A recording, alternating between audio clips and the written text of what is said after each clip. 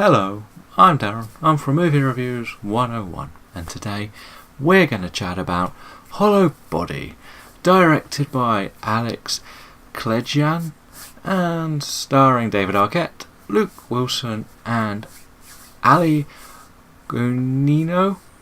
I am sorry for the mispronunciations of the two people I haven't heard of before. The story here follows an aging rock star who wants to relight his career after he finds two new hot prospects with a writer and a performer, but the performer cannot perform. And after she gets struck by lightning and killed, she comes back from the dead, and she is different. And suddenly the band skyrockets. Now we're going to go to Darren's 3 ups.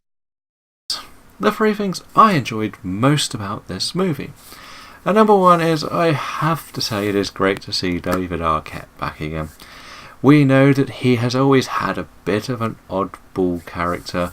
You look at like Dewey from the Screams, even his Ready to Rumble character, and even that really bonkers stoner one he did.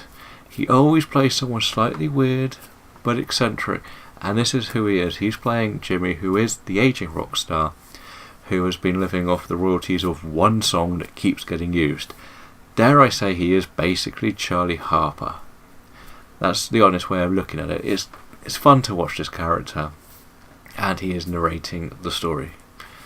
Number 2 has got to be Rachel, the lead singer.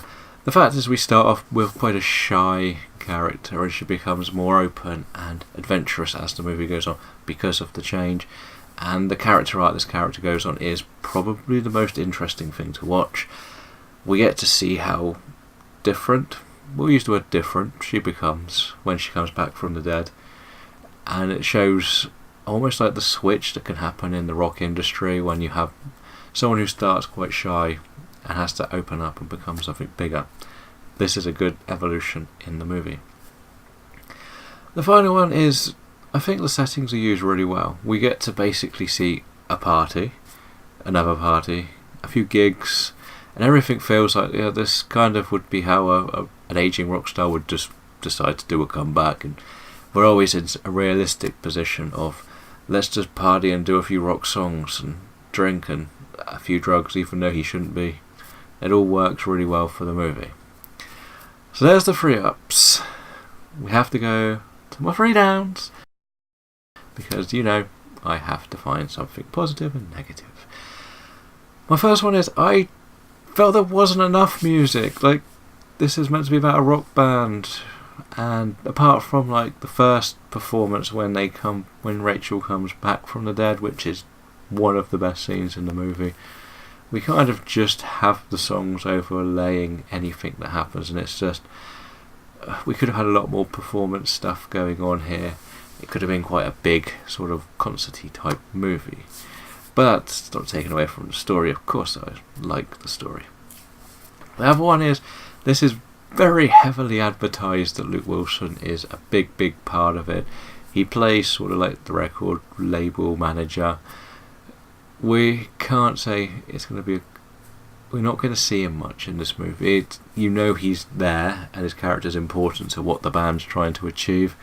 But if you go in and looking for Luke Wilson as a main part of the movie, you will find yourself a little bit disappointed. Even though everything he does is good, he completely plays the seedy record manager well. You don't sell yourself on just seeing Wilson in this movie. And the final thing is, I feel like I've seen something very similar, especially with the Rachel character, in All Cheerleaders Must Die. Where we had all the cheerleaders who I think they died in an accident and then came back as some form of zombie-ish type thing and wanted to kill everyone.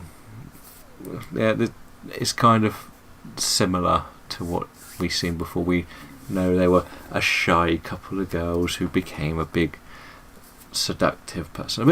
Almost a bit like Jennifer's Body as well, in a weird way. And it's not, well, we know what's going to happen with this sort of character along the way. Overall, this is actually quite a fun horror movie that uses music well enough. it is something, if you do like horror and you do like a bit of rock music, you are going to be enjoying. You're going to have some good characters to watch. You can actually identify the different eras between the characters. Like Jimmy is old school. The Scott, who's like the writer, is like the mid-30s sort of age, so he's seen some of the greats. He idolises the ones before, but he's also seen people come and go. But Rachel's like the youngest in the early 20s, and it sums up everything that's evolving in music now. I'm going to settle with a score of 3.5 out of 5, because that's my good score. I like 3 out of 5. Let me know in the comments if you're excited to see this movie. If you're not, just look at that damn poster. It is ridiculously busy, and I love it so much. And let's just see. Do we all think this will be good? Come on, give it a go. I'm going to go and, well, do what I do best now, and that's watch more movies. See you guys later.